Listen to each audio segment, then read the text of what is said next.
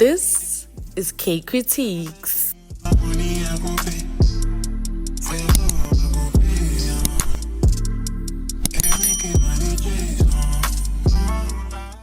Hello everybody and welcome to another episode of Kay Kritiques, where we discuss all things South African television. Today we are discussing Adulting Season 2, Episode 5 and 6. Now you guys already know the drill. We're going to go through all the characters one by one, and today we're going to start with Bonga because Bonga's storyline is a bit hectic. So we're going to start with the hectic things and then move our way down to more light-hearted stuff. So the scene opens up with Bonga. He has all these rules. He's busy kicking out a lady. He's like, I almost broke my own rules. You need to leave. And it's a different lady than the ones who were at the party. And I'm like, Bonga is using women to drown out, I would say, his heartbreak. Try and cover up the heartbreak from his breakup with Nkanyezi. I don't think he's over it. And really, after he saw Nkanyezi at the club while he was with Vuyani, you could really see that it affected him to see her, especially seeing her with another guy. His father is also annoying me a bit. I'm not even gonna lie, because what's the point of you coming to Bonga for help, needing his help, when you are not going to want treatment? Like, there's an option to sort of treat the cancer. They were like, you need to have your prostate removed, you need to get surgery, and then do an aggressive round of chemotherapy. He doesn't want to do the treatment. And I'm like, okay, but then why are you here? If you don't want treatment, then why did you come here? Like, how did you expect Bonga to help you? And he's like, no, Nyanga yake has all these herbs and these herbs are gonna heal him. Like, in my head, I literally thought, this guy is just trying to con Bonga, because there's no way that this guy is sick like this and he doesn't want to seek help to try and live longer. The one thing that I was hoping for is that if the father doesn't actually want to get treatment, I really do hope that him and Bonga actually make up before he passes on, and that they can forgive each other, because Bonga is dealing with a lot of childhood trauma from his dad abandoning them. And they did have a sit down. The father was basically making excuses on why he's a deadbeat or why he was a trash husband. Basically, he was like, yeah, I really wanted to be a good dad, I really wanted to be a good husband, but then I failed to do that, and so I just went away because I couldn't be a good man and a good husband. And it's like, if you had the intentions to be, and you actually wanted to be a good dad and a dutiful husband, you would have been that. I get the fact that they married young. Bonga's mom and Bonga's dad, they got married young, and he was basically saying that the reason why I married your mom is not because I really loved her.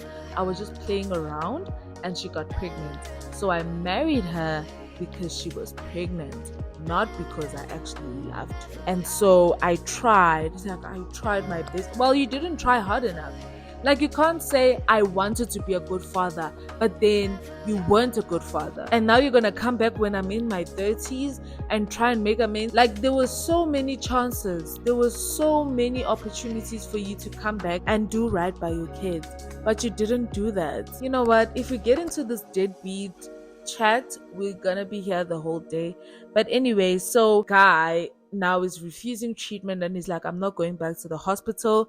We actually find out that he has not been taking his pills, because it's like, it has chemicals. I just want to use umuti wami, amakhambi ami, and I'm gonna be fine. Like, in my mind, I'm trying to retrace the steps. I'm trying to think, okay, he went to the doctor to get diagnosed for cancer, but then he doesn't trust that the doctors can actually help him treat the cancer. Like, make that make sense for me. When he was sick, he didn't go straight to his sangomas. He went to the hospital. I needed to make sense in my mind. The fact that Bonga is dealing with this alone is actually frightening to me. And we see this when he's chilling with the boys, and literally Bonga was basically saying, I don't know why this guy is here. I don't know what he expects from me or what support I can give.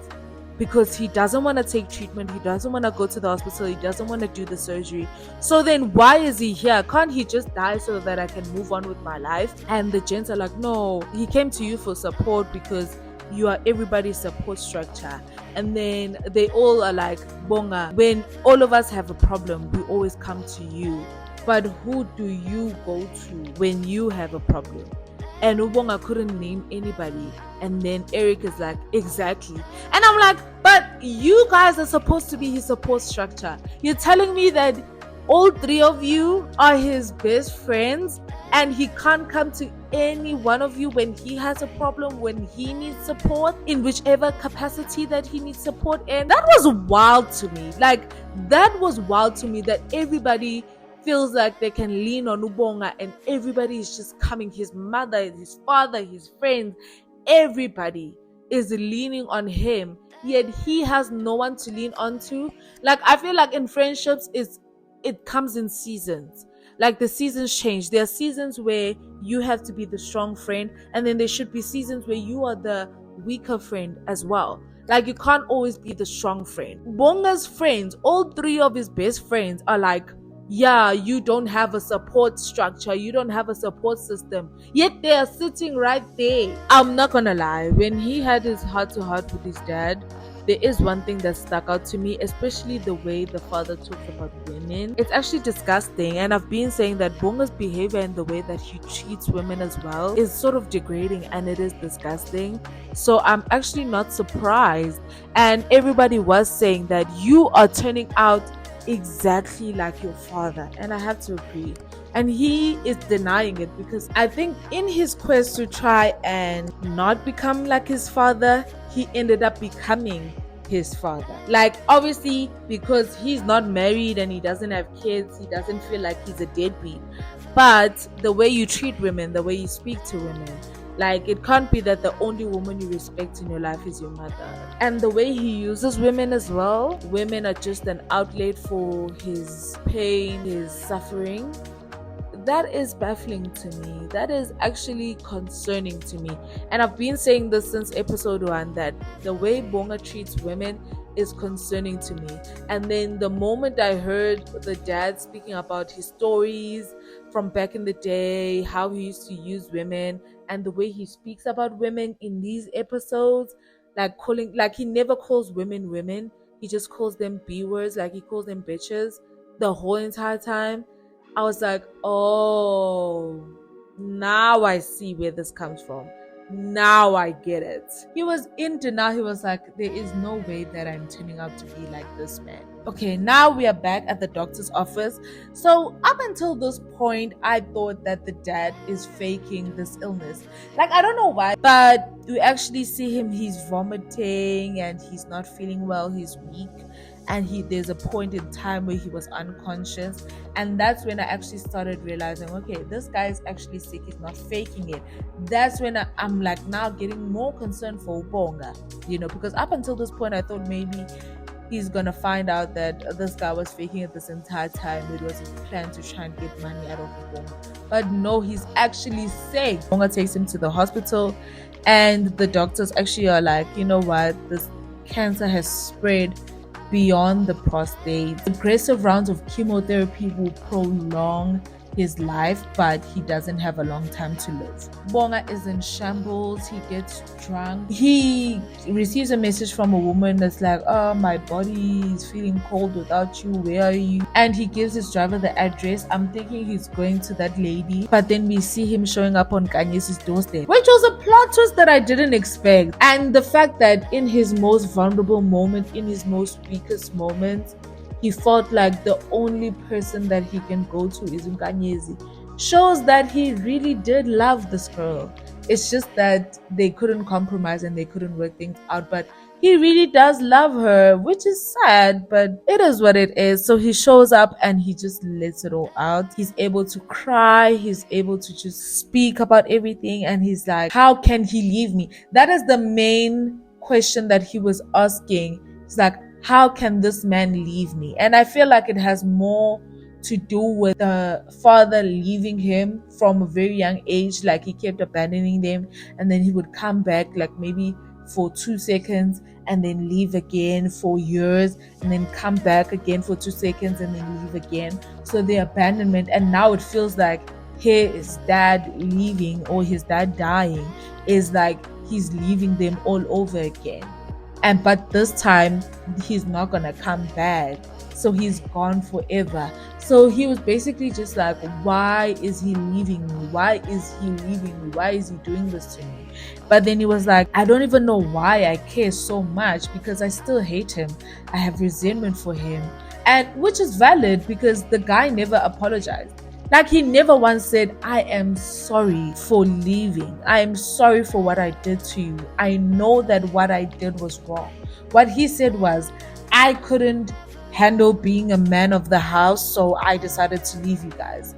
Which is not even an apology. You're just justifying your deadbeatism. As much as you have resentment for your dad, but you also wanted his attention growing up, and you still love him. And Bonga is not taking that in well. He's like, oh, therapy session, I can't do this. But they actually do have a pleasant conversation, and Nkanyezi is able to talk him down and actually make him see perspective on this, which was really nice. And we skip forward to Bonga's mom and brother show up to come and see the dad. And Ubonga's mom, she actually confused me, because she took him back. In season 1, she took him back. He came home to live in the house. But then she tells Bonga that she doesn't think that the father ever loved him. She's like, this guy never loved. And I'm like, okay, but why have you done a 180, girl? Like, what is so different now? They actually sit as a family, and he's trying to make amends. I think he apologizes for leaving at the end, and he's trying to make things right. And you can see that, okay, because he's running out of time, he's just trying to make things right. And Bonga has a conversation with his brother, and the brother's trying to make him remember like all the good things that their dad did for them. And it's like, you always remember the bad things, but you never remember some of the good things that this guy did. But yeah, that was Bonga's storyline. It was hectic, I'm not even gonna lie. And I really do hope that Bonga and his dad can fix things before his dad passes on. Like, he needs to heal from this. Vuyani. You know, Vuyani's storyline, I'm always rooting for Vuyani. Like, Vuyani, I'm always gonna root for you, but sometimes you make it hard. So we start off Vuyani's storyline in these 2 episodes with Zelda. She's on the phone, and her friends are in Zanzibar. Zelda, you ain't slick. I know exactly what Zelda was doing. Like, I'm peeping your game, girl.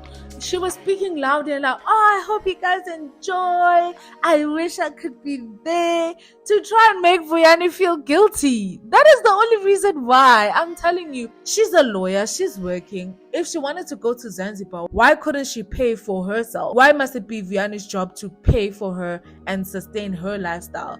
And she's actually like, yeah, and my boss wanted to pay for my Zanzibar trip. I'm like, there's no way. Like, she's lying. The boss is actually her blesser, I'm telling you. And Vuyani, obviously, he's like, boss, your boss wanted to pay for your trip, and now he's putting himself under unnecessary pressure just to stay with a girl who's ungrateful. Like, you just spent 20k the other day paying for her to be able to study and do all of this and write these tests, and she's ungrateful. She's thinking about Zanzibar, whereas you helped her to better her future. Vuyani, your small efforts could be going to somebody who could appreciate them, but you're wasting your time on this girl. And I'm not even gonna put it on Zelda, because I feel like Vuyani put himself in this situation knowing very well that this girl is high maintenance, but he's still going after her. Like, guys, I feel like people sometimes don't date above your means. Date within your financial range. So now Vuyani is putting himself under this unnecessary pressure, and I don't even know why he's doing this. Whereas this girl, I've never even seen this girl buy Vuyani a chocolate. And then we see this lady, Usindi. She comes to him and she's like, oh, I heard about your private lessons from a friend, insinuating that she wants to sleep with him. And I feel like this side hustle is not gonna end well. Like, it's gonna blow up in Vuyani's face. So anyways, he sleeps with Cindy and he gets money, and instead of investing this money or doing something useful with this money, he goes and spends it on Zelda. He buys her Gucci. He bought her a bag that is worth 50,000 rands just because she couldn't go to Zanzibar, and because she made him feel guilty. Like Vuyani, sometimes it's hard to root for you because you do such stupid things. Like it's hard to root for somebody who keeps on making dumb decisions. I thought we had learned our lesson in season 1, but clearly not. Because now you're gonna be selling your body and selling yourself just for money to be able to maintain this lifestyle with this girl, the one who would drop you in a minute if somebody with a bigger bag came along. Ah, what? No. And when his boys tell him, you know what, the big boys are gonna chow your girl because your girl she loves money. She doesn't love you, she loves money, she loves what you can do for her. So when other people who can do bigger things for her come along, obviously she's gonna go with them because you're not doing enough. You're just a personal trainer, but there's people out there with big bags, with long money, and they're gonna do it. And we actually see that quote-unquote colleague of hers who is MX. I don't know who MX is. It's a work colleague. She claims it's a work colleague and that it's a woman who got her flowers thanking her. But then it's like, but that's not what the card says. The card says enjoy your trips. So this person is taking you on trips and stuff. Bonga is actually giving him advice that, you know what, you can't be buying a 50,000 rand bag. You're back to sleeping with sugar mamas just for this girl. Nah, you need to cut it out, bruh. Like, you need to stop this thing of yours of sleeping with sugar mamas. And then he snaps at Ubonga, and that was actually a very hurtful moment because Ubonga's dad was in the hospital, and they were in the hospital because the dad had been unconscious and it was a medical emergency. And then he's like, just focus on your dad who's dying instead of focusing on me, which was very hurtful. I don't even know why Ubonga and Vuyani are friends. Like, since season 1, I've always said I feel like they've outgrown each other, but because of the loyalty of, oh, we've been friends since varsity, that's why they're still friends, because they don't like each other. They're always saying hurtful things to each other. Like, I feel like Ubonga and Vuyani, like, they're not really friends with each other. But anyways, that was that. I feel like Vuyani should just leave this girl. If he's gonna be sleeping with all these sugar mamas to try and maintain this girl's lifestyle, yeah, he's gonna be in big trouble. And we actually see this with this other lady now, Margaret, who's like, yeah, I also heard about your services. I want a private session as well. And they actually have sex in the gym, and he's like, yeah, can you give me my money, make it an instant payment because three rounds is a lot. And she's like, hey bro, I'm not paying you, this is a trial run, like I'm not paying you. And if you have a problem with that, I can just tell the gym manager that you've turned this gym into a brothel. And Vuyani is like, hey, give me my money. And then the girl's like, what are you gonna do? Because really, what is he gonna do? Prostitution is not legal in this country. And also, he's gonna get in trouble with the gym manager. And even if he tries to get violence, he's gonna catch a case. Or this girl can just turn around and say, this guy raped me. Shame, you could see that when the girl was like, Suga, I'm not gonna pay you, his face literally changed. And these are the struggles of selling your body. Like, you can't keep doing this. Like, you can't maintain this lifestyle, yeah, Zelda. So rather just hang it up and move on. Or either you stick to the people who are paying you and then use that money for useful things, not buying Gucci, LV, Mpho. Hey, yes, I will never get tired of saying this. I am Mpho's number 1 hater. Mpho fell asleep at Balisa's place, and when he gets home, Bonga covered for him actually. And Zithu's not even worried. I was actually shocked. I was like, Zithu's not even stressed. But Ubonga actually covered for her, and she's dressed in the short dress. It's blingy silver. She's looking good. And Mpho actually gets insecure, as he should. Because one thing about Zithu, she can go tit for tat. One thing about Zithu, she can play Mpho's game. Like, if Zithu finds out that Mpho impregnated Balisa and is still cheating with her and did all of this and that and bought things for the baby and is using their income and their discretionary funds to go and support a baby without telling her, she can just go and get pregnant by another man. That's my queen. And I'm not saying she should do that. Like, that would be wrong. Like, she should just leave him. Like, I've been saying this from season 1. She should just leave him this time. So I hope season 1 Zithu comes back. Not this, Muratawa this, Muratawa that. Zithu, you need to play this game smart. And we actually will see what happens in these last 2 episodes because my girl found out some information. So let's get into it. So, Paul still hasn't told Zithu.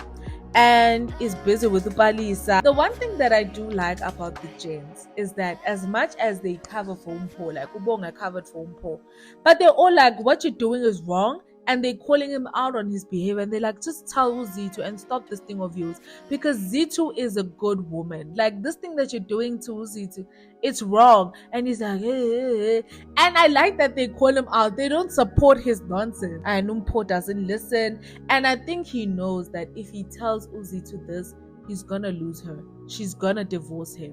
So I think that's part of the reason why he's afraid of telling her, because she did want to divorce him in season 1. But this time, I think he knows that there is no coming back from this, right?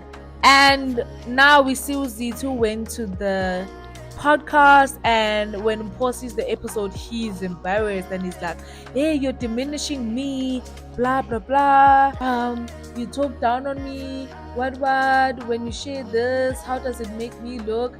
And Zithu's like, part of me getting back to myself and healing is me taking my power back. That's what she said. She's like, you're the one who cheated on me, so why now are you the one who now gets to decide what my story would be, or what my testimony would be, or how do I tell my story, when you are the villain in the story? You don't have a right to come and tell me how I must heal and what I must do to get my power back. I was like, period, girl. My girl doubled down. Zithu doubled down. I was like, I love Zithu so. Like, Zithu is my spirit animal. And we actually see Zithu. She's like, I want a daughter. I feel like I'm ready to have another child. She feels like she's ready, but because he has a baby already, a baby girl, he's like, nah. And that's when I just knew.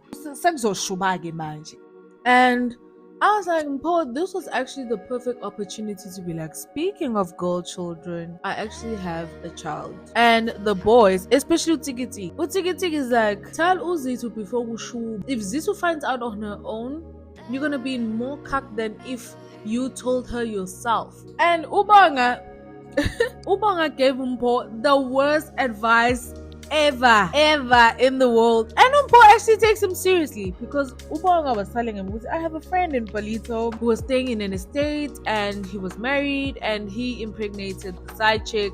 He moves the side chick to the same estate so that things are easier for him. He sleeps with the side chick this side and then goes home in a matter of like 5 minutes or so. Blah blah blah blah blah blah blah blah blah. Mpho actually takes Ubonga seriously. That time Ubonga's laughing his ass off. And now he wants to force Palisa to come and stay in the estate. And Palisa was like, are you stupid? That is the craziest thing I've ever heard, and I'm not gonna agree with it. That is the stupidest thing I've ever heard. She eventually agrees, and she's like, no, we need to keep things private, so you're not gonna make friends in this estate. You're only gonna talk to the security guards, no one else, blah blah blah. And Palisa's like, oh, so you're putting me in a prison actually? And then Paul's like, no, I'm not doing that, but I'm just trying to make sure that we're cool, we're safe, and that Zithu doesn't find out. But then he's always out in public, like they go out shopping and he's in public with Upalisa. And Zelda actually sees them while they were doing some shopping at Baby City or something, and he's like, no, this is my cousin Ubaba. Hello. Cheating is an extreme sport. You could have literally told Zithu about the baby, and it would have been easier and cheaper, because now you wouldn't have to lie about where you are. If you are at Balisa's place, oh, I'm here to see the baby, if you still want to cheat gay or whatever. But this thing of ducking and diving and lying, it's a lot of work. And now we are at the twins' birthday party.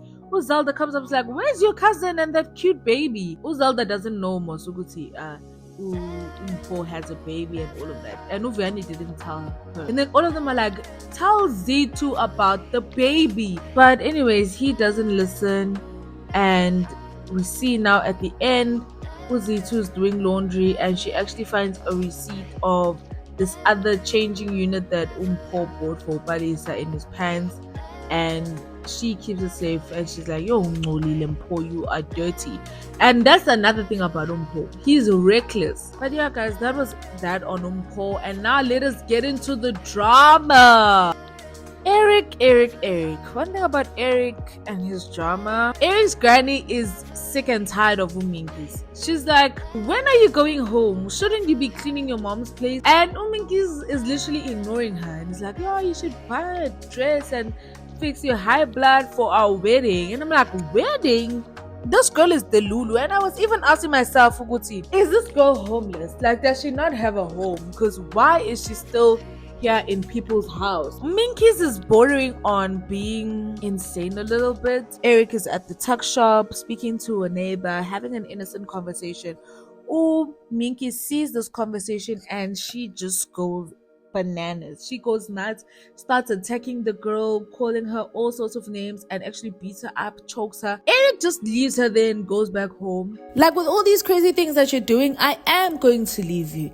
And Minky's like, fine, you want to leave me? Wait, I did everything for you, but you know what? Let me just leave right now. She packs the things and she leaves. And while Eric is at the hospital supporting Bonga, he sees on his phone, I think it's either a picture or a video of Minky's with another guy. She goes to the club looking for her, and the lady's like, she left with another DJ. So he goes to her house and he's busy banging on the burglar guard looking for Minky. And the mother's like, Minky's not here. He pulls a gun on her family and then he starts calling for Natasha, like, Natasha, open up, Natasha. And we actually find out now that this is the root cause of all of this. So he was in a constant toxic cycle with Natasha, but then Natasha broke the cycle by dating that other guy and moving on and being in another relationship. And he kept thinking Natasha's gonna come back and they're gonna continue this cycle, but Natasha never actually did come back. Yeah, they had sex that other time, but Natasha didn't come back and the cycle didn't continue. So now that he found Minky's and this toxic cycle has continued, he still hasn't healed from Natasha breaking up with him. Him and Natasha's relationship is actually the root cause of all of this, because from a very young age they've been playing this game up until their 30s, from when they were like in high school. Because Eric did explain that Natasha got pregnant with Ncumisa when they were still very young, while they were still in school. So it was just a constant cycle. He actually comes to that realization as well, that, oh my gosh, this is actually toxic. Like, I just pulled a gun on this family for nothing. And he breaks up with Minky's. The granny is the happiest person on earth. Like, I feel like nobody other than Eric actually liked Minky's.